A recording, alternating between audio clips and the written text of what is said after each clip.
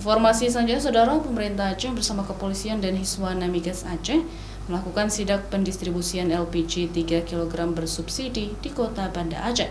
Dalam sidak tersebut, tim gabungan menemukan gas LPG 3 kg bersubsidi dijual di atas harga eceran tertinggi atau HAT, yakni sebesar Rp35.000. Padahal harga normal hanya Rp18.000.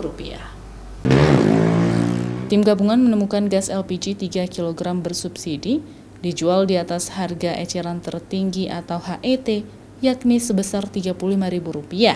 Padahal harga normal hanya Rp18.000.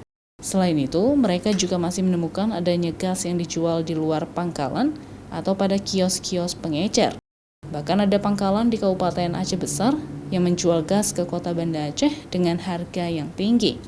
Kepala Bidang Migas Dinas Energi dan Sumber Daya Mineral Budi Dharma mengatakan, secara aturan gas LPG 3 kg bersubsidi seharusnya dijual dengan harga Rp18.000 dan tidak dibenarkan pangkalan menjual gas-gas bersubsidi ke kios-kios pengecer. Jadi untuk tahap pertama kita melakukan pembinaan dan sosialisasi dahulu. Nanti ke depan mungkin kalau nanti baru ada penindakan. Ini kita lihat tadi dari itu mereka jual 30 ke beliau.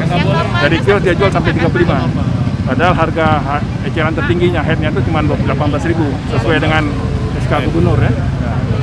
Pasca pemerintah resmi menaikkan harga likuifadt petroleum gas atau LPG non-subsidi sejak tanggal 27 Februari lalu, hal tersebut dikhawatirkan adanya pergeseran konsumen dari semula menggunakan gas non-subsidi menjadi beralih ke subsidi. Hal ini dikhawatirkan akan terjadi kelangkaan gas LPG subsidi di Provinsi Aceh. Syahril, Kompas TV, Banda Aceh.